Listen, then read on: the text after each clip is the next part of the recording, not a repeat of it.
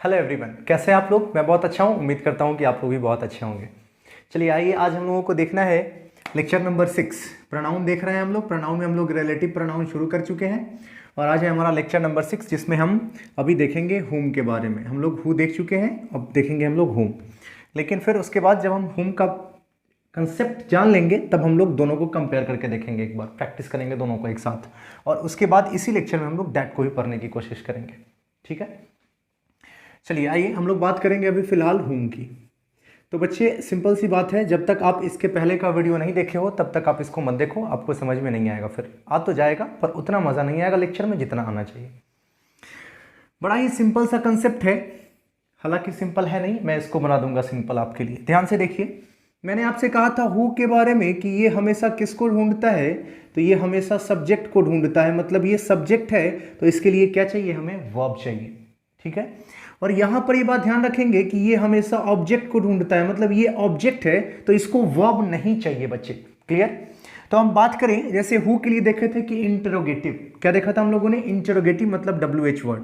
तो वैसे ही पहले बात करें इसके बारे में, जैसे हम बात करेंगे हुम, WH वर्ड है ये, क्या है ये, अभी बात करेंगे कि WH वर्ड है। बच्चे ध्यान से देखो, मैंने क्या कहा था आपसे, who does go there.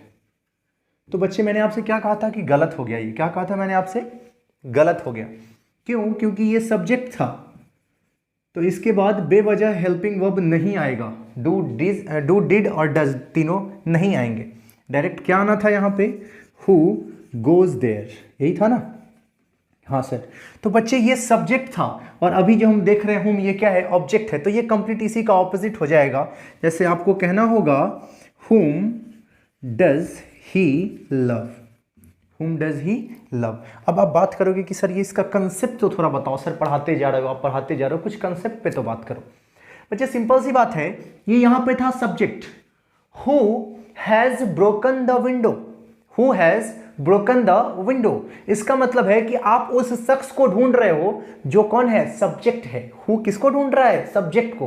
Who किसकी बात कर रहा है, तो सब्जेक्ट की बात कर रहा है। किसकी, सब्जेक्ट की। मतलब कौन, मतलब वो जिसने खिड़की को तोड़ा। जिसने खिड़की को तोड़ा वही तो सब्जेक्ट है ना। अरे डूअर को सब्जेक्ट बोलते हो या नहीं बोलते हो? हाँ सर बिल्कुल, डूअर को ही तो सब्जेक्ट बोलते हैं। तो वहां सब्जेक्ट की बात करते थे। अब सवाल उठता है कि ये किसको ढूंढ रहा है। ये यहां पे था सब्जेक्ट, ये है ऑब्जेक्ट। कैसे पता चलेगा, जरा ध्यान से देखो कैसे पता चलेगा, कंसेप्ट को समझो। यहां पर था हु मतलब कौन, यहां पर था हु मतलब कौन, और यहां पर है किसे, यहां पर है किसे, whom डज ही लव। अब यहां पे सब्जेक्ट कौन है, तो ये है, देख लो जी बच्चे, कंफ्यूज मत होना गलती से भी। ये है सब्जेक्ट, कौन है, ये है सब्जेक्ट। मतलब ये कंप्लीटली कौन सा वर्ड हो गया, WH वर्ड हो गया। तो आने वाला ये निश्चित रूप से क्वेश्चन होगा, यहां पे डज लगाएंगे। लगाएंगे क्या सर, उसमें तो नहीं लगाए थे बच्चे, ये सब्जेक्ट था, ये ऑब्जेक्ट है। ये जो डज लगा है ये इसके लिए नहीं है, ये किसके लिए है, इसके लिए है। तो लगेगा ना भाई, सिंपल सी बात है। इंटरोगेटिव सेंटेंस है तो सब्जेक्ट के पहले तो डू डज और डिड आएंगे ना। हाँ सर आएगा, बिल्कुल आएगा। तो अब फिर सवाल एक ये भी उठता है कि मैंने यहां पे आपको सिखाया था कि हु के बाद डज डिड डू नहीं आ सकता है, लेकिन इज आर एम तो आ सकता है। जैसे मैंने बताया आपसे, हु इज कमिंग टुडे, आज कौन आ रहा है, तो आपने इज तो लगाया। अब हुम के साथ इज लगा दें, अब कर दें हुम इज कमिंग टुडे, हुम इज कमिंग टुडे। बच्चे तो ये हो गया गलत, कहोगे कैसे, सिंपल सी बात है, ये सब्जेक्ट तो है ना, ये है ऑब्जेक्ट, तो ये रहा हेल्पिंग वर्ब, तो इसका सब्जेक्ट ढूंढोगे ना कहीं पर, सॉरी यहाँ पे मेन वर्ब है ये, तो इसका तो कहीं ना कहीं सब्जेक्ट ढूंढोगे ना, इसका सब्जेक्ट तो है ही नहीं इसमें। इसका मतलब ये गलत हो गया क्योंकि ये ऑब्जेक्ट का काम कर रहा था। मुझे लगता है कि ये बहुत टफ चीज़ नहीं है, लेकिन थोड़े से बस कंसेप्ट की ज़रूरत है। वो क्या, तो यहाँ पर सवाल ध्यान से सुनिए, मुझे समझने की कोशिश कीजिए, बोर्ड पे नहीं देखिए, मुझे देखिए पहले। अभी मैंने कहा who is going there, who is going there. तो ये हु किसके लिए है, उस आदमी के लिए है जो जा रहा है। डूअर है तो वो सब्जेक्ट है। बोलो हाँ या ना। हाँ सर। लेकिन यहां लिखा हुआ है whom does he love, यहां पे सब्जेक्ट कौन है, ये डूअर कौन है, ही। प्यार करने की बात किसकी हो रही है, उसकी। तो whom does he love, ध्यान से सुनिए क्या कह रहा हूं, whom does he love। अब ये प्यार कर रहा है और ये क्या है, यहां पर डूअर नहीं है, ये यहां पर ऑब्जेक्ट है। कौन है ये, यहां पे ऑब्जेक्ट है। कि जैसे कहिएगा कैसे, अब ध्यान से देखिए, मैंने कहा he loves Sita, he loves Sita. अब वह किसे प्यार करता है, तो सीता को। अब आप पूछोगे किसे प्यार करता है, आप सवाल यही पूछोगे ना कि वह किसे प्यार करता है, वह किसे प्यार करता है, तो सीता के जगह पे आपको लगाना होगा होम। क्या लगाना होगा आपको, होम। देखो बच्चे, कुछ चीज़ें ऐसी होती है ना कि जिसका कंसेप्ट समझ लोगे ना, सारा जीवन नहीं भूल पाओगे, लेकिन अगर कंसेप्ट नहीं समझोगे तो उसी को याद करते रह जाओगे और फिर आप भूल जाओगे उसे। तो ध्यान से देखिए, मैंने क्या कहा आपसे, ही लव्स सीता। अब सीता, अब देखो यहाँ पे, अब यहाँ पे करना है क्या, होम। अब एक बात बताओ, सीता यहाँ पे ऑब्जेक्ट है कि नहीं है, बोलो सब ऑब्जेक्ट है कि नहीं। कहोगे कैसे, मैंने सिखाया ना आपको ऑब्जेक्ट, बेसिक का क्लास किए हो आप, बेसिक इंग्लिश पार्ट 1 और पार्ट 2, मैंने उसमें क्लियरली बताया था ऑब्जेक्ट किसको बोलते हैं। तो ध्यान से देखिए, ही लव्स क्या और किसे का जवाब, वह प्यार करता है क्या, नहीं पता, किसे, तो सीता को। तो ये सीता ऑब्जेक्ट है ना बच्चे, हाँ। तो अब यहां पर लिख दें ही लव्स होम, सही है, बिल्कुल सही है, ही लव्स होम। तो अब इसको थोड़ा सही करने की कोशिश करो, इसको थोड़ा सा सही करने की कोशिश करेंगे हम। कैसे सही होगा, ध्यान से देखिए, क्योंकि ये WH है तो पहले जाना चाहिए, WH है तो पहले जाना चाहिए। अब एक बात बताओ, ही लव्स, यहां से हटाओ, लव्स को लव करो, तो ही के लिए क्या आना चाहिए, यहां पर डज आना चाहिए कि नहीं, तो home does he love, question mark. मुझे लगता है कि समझ में अच्छे से आ गया होगा आपको। लेकिन ये होम का एक ही कंसेप्ट था, दूसरा कंसेप्ट जो बेहद ज़रूरी कंसेप्ट है उस पर आपको ध्यान देना ज़्यादा ज़रूरी है, क्योंकि गलतियां बच्चे वहीं पर ज़्यादा करते हैं। मैंने मिटाया नहीं है, मुझे कुछ ध्यान आ गया है। अगर आपको स्क्रीनशॉट लेना हो तो आप स्क्रीनशॉट ले करके रख सकते हैं। हालांकि मैंने आपको कई बार बताया है कि मेरे वीडियो को आप एक बार देखिए, दूसरी बार में आप नोट्स बनाइए, वो बहुत ज़रूरी है आपके लिए। चलिए आप स्क्रीनशॉट ले लीजिए, फिर हम लोग आगे बढ़ेंगे। होम का दूसरा और बेहद ज़रूरी कंसेप्ट हम लोग देखेंगे अभी, ठीक है। आप नोट कर चुके होंगे आई थिंक। चलिए, आप लोगों ने स्क्रीनशॉट ले लिया होगा, तो हम लोग देखेंगे कंसेप्ट नंबर 2, होम का दूसरा कंसेप्ट, जिसमें होम को हम लोग जानेंगे एज अ रिलेटिव प्रोनाउन। चलो जी बच्चे, ध्यान से देखो, सिंपल सी बात है, होम के लिए हु का कंसेप्ट क्लियर होना बेहद ज़रूरी है, क्योंकि कंफ्यूजन यही क्रिएट करता है, हु और होम सबसे ज़्यादा कंफ्यूजन क्रिएट करता है। चलो जी बच्चे, आ जाओ, ध्यान से देखिए ज़रा। मैंने कहा ही is the boy dash I loved ones. अब एक बात ज़रा मुझे बताना कि ये चीज़ तो आप लोगों को पता ही होगा, नहीं पता होगा तो मैं अभी लिख देता हूं, हु, विच और दैट। बच्चे ये तो आपको पता होगा कि ये लिविंग के लिए यूज़ किया जाता है, लिविंग मतलब कंप्लीटली पर्सन लिविंग के लिए, और विच यूज़ किया जाता है नॉन लिविंग के लिए या एनिमल के लिए। हाँ सर बिल्कुल, और दैट का इस्तेमाल करते हैं हम मिक्स्ड, कंबाइंड, कुछ अलग इसके कंसेप्ट होते हैं। चलिए, तो अब आप कहोगे कि सर आपने जो पढ़ाया है उसके अकॉर्डिंग तो हम सीधा यहाँ पे लिख दें हु, लेकिन मैंने आपसे ये भी पढ़ाया है आपको कि हु अगर आएगा तो इसके लिए वर्ब चाहिए। इसके लिए क्या चाहिए, वर्ब चाहिए। तो जरा हम देखेंगे इसमें कि क्या एक्स्ट्रा वर्ब है हमारे पास। अब ही इज़ द बॉय, ही यहाँ पे सब्जेक्ट है, इसका वर्ब मिल गया यहाँ, ये तो ऑब्जेक्ट है, इसकी बात नहीं करेंगे, ये है सब्जेक्ट और ये है इसका वर्ब। क्लियर है, हाँ सर बिल्कुल क्लियर है। अब आपने लगाया हु जो कि सब्जेक्ट है, तो इसका वर्ब कहाँ है, इसका वर्ब कहाँ है, नहीं है ना, तो यहाँ पे हु नहीं होगा, यहाँ पे होगा हूम। अब सवाल ये उठता है कि सर ये तो हो गया कि आपने रूल के अकॉर्डिंग बता दिया, सर आप तो कहते हैं कि इंग्लिश ऐसे पढ़ाऊंगा कि फील करोगे, महसूस करोगे। हाँ महसूस कराऊंगा, देखो कैसे। अब आपने लिखा हूं और किसके लिए, इस लड़के के लिए, इसका मतलब आगे जो काम होगा वो ये लड़का करेगा, बोलो हाँ या ना। अरे भाई अगर हु लगा रहे हो तो सब्जेक्ट है ना, ये तो पता ना कि हु सब्जेक्ट है, सब्जेक्ट ढूंढता है, इसको सब्जेक्ट बना दिया। आगे जो काम कर रहा है वो लड़का ही काम करना चाहिए ना, क्या वो लड़का काम करेगा आगे? ये जो प्यार करने का काम हो रहा है ये कौन कर रहा है, ये आदमी कर रहा है। और सवाल ये उठता है, ही is the boy, He is the boy I loved once, ये एक लड़का है जिसे मैं कभी प्यार करता था, मैं करता था। तो किसे, इस लड़के को प्यार किया जा रहा है, इसको प्यार किया जा रहा है, मतलब ये ऑब्जेक्ट बनेगा, आगे जाकर के क्या बनेगा, ऑब्जेक्ट बनेगा। तो ऑब्जेक्ट कब बनेगा, जब इसमें हम क्या लगाएंगे, होम लगाएंगे। बोलो बच्चे ये कंसेप्ट आपका क्लियर हुआ या नहीं हुआ? तो हाँ सर क्लियर तो हो गया। लेकिन जब तक हम इस पर प्रैक्टिस नहीं करेंगे तब तक ये नहीं कह सकते हैं कि क्लियर हो गया। तो चलो जी बच्चे, अब आप जल्दी से क्या करो, इसका एक स्क्रीनशॉट ले लो और आराम से इसको नोट कर लेना आप। चलिए अब हम लोग बात करेंगे एक नए कंसेप्ट की जिसका नाम है दैट। किसका बात करेंगे हम? दैट की बात करेंगे। चलो जी आ जाओ, अब इसके कंसेप्ट की बात करते हैं कि सर आपने तो बताया था हु, हुम, दैट। चलिए मैं आपको बता दूं, सबसे ज्यादा कंफ्यूज यही करता है, हु, हुम और दैट, इसी में कंफ्यूजन होता है और एरर भी सबसे ज्यादा इसी से पूछे जाते हैं और कंफ्यूजन भी आप इसी में होते हैं, कंफ्यूज भी आप सबसे ज्यादा इसी में होते हैं। चलिए अब बात करेंगे दैट की। तो बच्चे ध्यान से देखो, मैंने आपसे पहले ही कहा था क्या, तो हु इस्तेमाल करते हैं किसके लिए? लिविंग के लिए। विच इस्तेमाल करते हैं नॉन लिविंग के लिए, और दैट इस्तेमाल करते हैं कंबाइंड दोनों के लिए।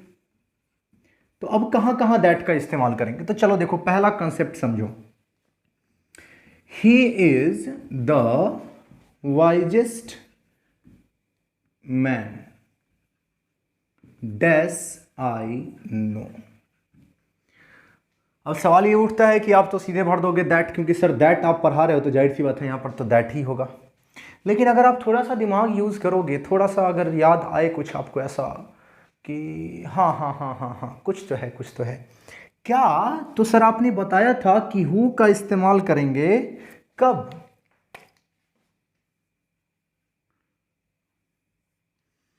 जब सब्जेक्ट होगा। और हुम का इस्तेमाल करेंगे कब? जब ऑब्जेक्ट होगा। तो सर ये पर्सन ही तो है, क्या है ये? पर्सन ही तो है, तो यहां पर हुम क्यों नहीं लगाएंगे?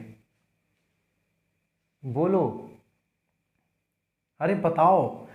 अब सवाल ये उठता है कि आई नो की जगह पर हु वॉज प्रेजेंट देयर। अब ध्यान से देखना, दो सेंटेंस हो गया यहां पे। He is the wisest man whom I know. दूसरा सेंटेंस देखो, he is the wisest man who was present there. दो सेंटेंस लिखा हुआ है यहां पर। He is the wisest man whom I know, he is the wisest man who was present there. अब सवाल ये उठता है कि इसमें गलती है क्या? अब गलती ये है कि ना तो यहां पे होगा हुम और ना होगा यहां पे हु। ना तो होगा यहां पे हुम, ना होगा यहां पे हु। यहां पर एक सिर्फ होगा क्या, तो दैट। और वो क्यों? क्योंकि यहां पर ये पर्सन नहीं है, यहां पे आपको ध्यान रखना है कि ये सुपरलेटिव डिग्री लगा हुआ है। क्या लगा हुआ है? सुपरलेटिव डिग्री यूज है यहां पर। तो आंख मूंद करके, आंख सही में मत मूंद लीजिएगा, आंख मूंद करके हमें क्या यूज करना होगा, तो दैट का इस्तेमाल करना होगा। मुझे उम्मीद है कि आपको ये चीज़ बिल्कुल समझ में आ गया होगा। अब हम लोग देखेंगे कंसेप्ट नंबर 2, लेकिन उससे पहले आप लोग इसको क्या कर लीजिए, या तो नोट कर लीजिए या स्क्रीनशॉट ले लीजिए। मैं थोड़ा साइड हो जाता हूं।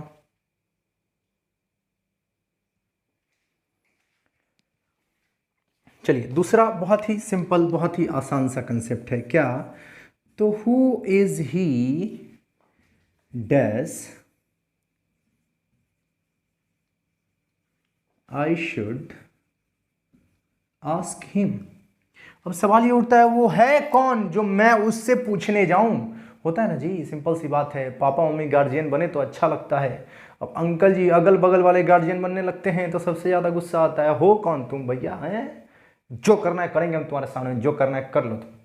अब सवाल ये उठता है हु इज़ ही। अब ये है क्या, तो इंटेरोगेटिव। क्या है ये?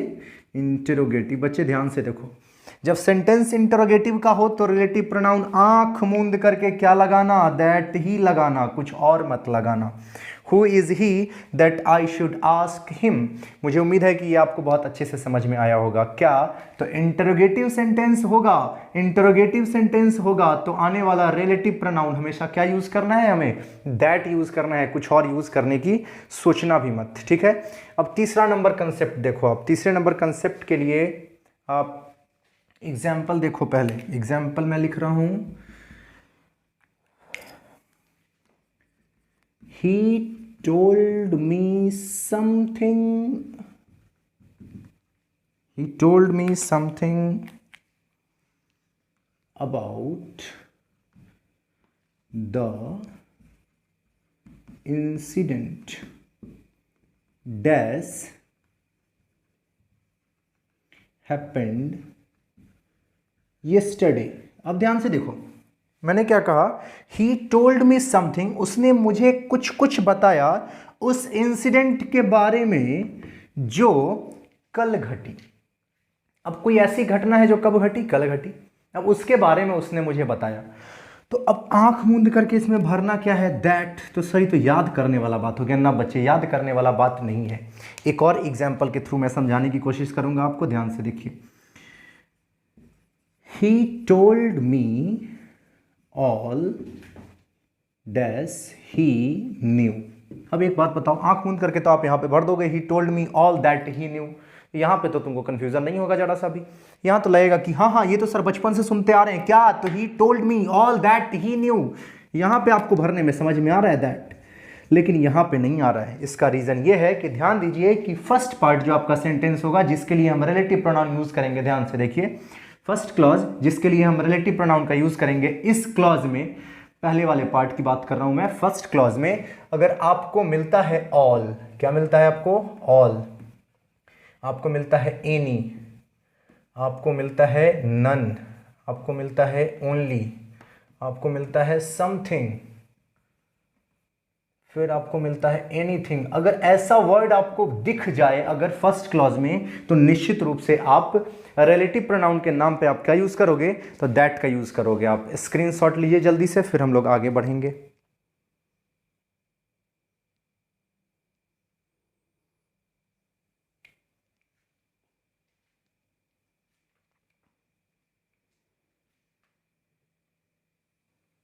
चलिए, दैट का 3 कंसेप्ट अगर आपको समझ में आ गया हो तो चौथे कंसेप्ट पे बात करेंगे हम, और हम समझेंगे कि चौथे कंसेप्ट में क्या कहता है। तो आपको पता है कि लिविंग के लिए हम किसका इस्तेमाल करते हैं, हु का, और नॉन लिविंग के लिए किसका इस्तेमाल करते हैं, तो विच का।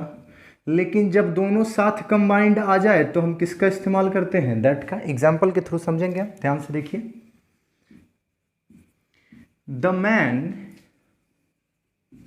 and his car dash entered the shop। Concept आपके सामने लिखा है, आपको बस इतना समझना है। द मैन, अगर आप इसकी बात करोगे लिविंग है तो आपको क्या लगाना चाहिए, हु, और अगर आप इसकी बात करोगे हिज कार तो नॉन लिविंग है तो आप क्या यूज करोगे, विच। बोलो हाँ या ना। अगर लिविंग समझोगे तो क्या यूज करोगे, हु, अगर नॉन लिविंग समझोगे तो क्या यूज करोगे, विच। लेकिन मैंने आपसे क्या बताया कि अगर दोनों एक साथ आ जाएंगे, लिविंग मतलब पर्सन और नॉन लिविंग या फिर एनिमल, जब दोनों एक साथ आएंगे तो हमें क्या इस्तेमाल करना है, तो दैट का इस्तेमाल करना है। मुझे उम्मीद है कि बहुत अच्छे से आपको समझ में आ गया होगा। हाँ सर समझ में तो आया। सर आप बताएंगे, आप पढ़ाएंगे, समझ में ना आए पॉसिबल ही नहीं है। चलो जी, अब कंसेप्ट नंबर 5 की बात करेंगे, जो बेहद ज़रूरी, बेहद इंटरेस्टिंग और आपके लाइफ में यूज़ होने वाला चीज़ है ये। आप लोग फेसबुक पे देखते होइएगा, इंस्टाग्राम पे देखते होइएगा, लिखते हैं ओ हो, या फिर मैसेज आपको आता होगा इट्स मी।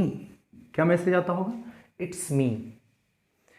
तो बच्चे पहले मैं आपको बता दूं कि जिस तरह से मैंने बताया था आपको वहाँ पर कि मी एंड माई ब्रदर, इस तरह करके स्टार्ट नहीं करेंगे आप सेंटेंस, क्योंकि सब्जेक्ट है, आपको लिखना होगा I and my brother. I and my brother are waiting outside.